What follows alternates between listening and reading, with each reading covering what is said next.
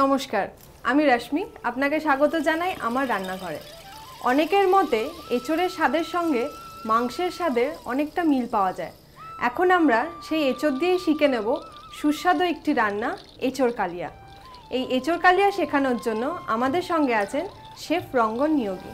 রঙ্গন দা, নমস্কার। এঁচোড়কে আমি গাছ পাঠা বলি, তো গাছ পাঠাই রান্না হবে এখন।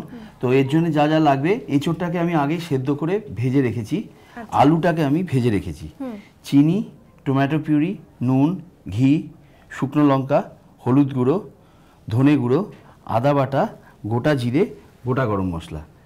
প্রথমে আমি গ্যাসটাকে অন করব, ঘি দেবো এতে, পুরো ঘিতে রান্না করব। আচ্ছা, কালিয়া নামটাতেই বোঝা যাচ্ছে যে একটু রিচ হবে। ঘিটা গরম হোক। ঘিটা গরম হলে আমি জিরে, গোটা গরম মশলা আর শুকনো লঙ্কা ফোড়ন দেবো।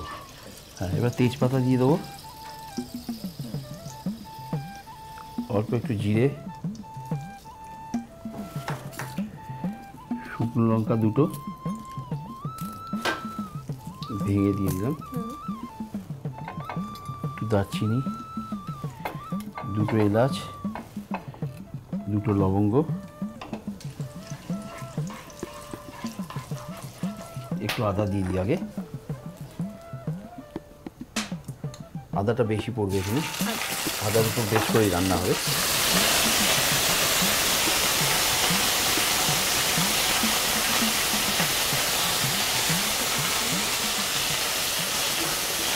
চিনি, চিনি হলে কালার হবে। এবার এঁচোড়টা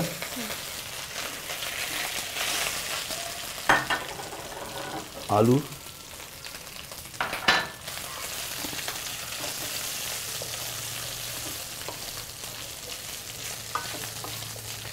হলুদ দেব,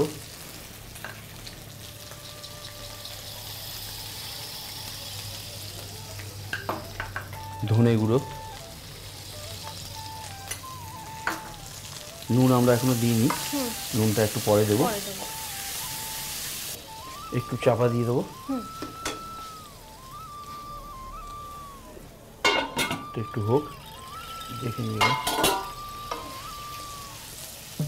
এবার একটু টমেটো পিউরি দেবো। টমেটো পিউরি বা আপনারা ইচ্ছে করলে ফ্রেশ টমেটো ইউজ করতে পারেন।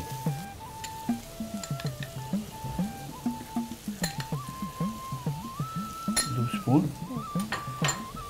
একটু জল দিতে হবে এবার।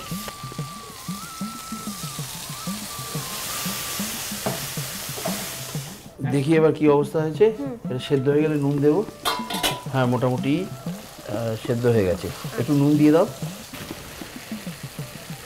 যেহেতু এঁচোড়টা সেদ্ধ করার সময় একটু নুন দিয়ে সেদ্ধ করেছিলাম, সেই জন্য নুনটা পরে দিলাম। আর নুন লাগবে না, আর লাগবে না। এঁচোড় কালিয়া আমাদের রেডি। এটাতে সার্ভ করি। হ্যাঁ,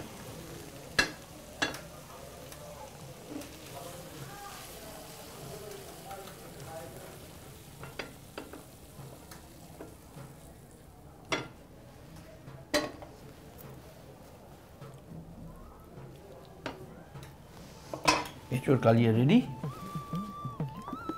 ভাত বা পোলাওয়ের সঙ্গে দারুণ চলবে। তাহলে আমাদের এঁচোড়ের কালিয়া রেডি। রঙ্গনদা যেরকম বললেন, ভাত বা পোলাওয়ের সাথে আপনারা এটা খেতে পারেন। তাহলে অপেক্ষা না করে রান্নাটা করে ফেলুন। আমি আসি, ভালো থাকবেন। নমস্কার।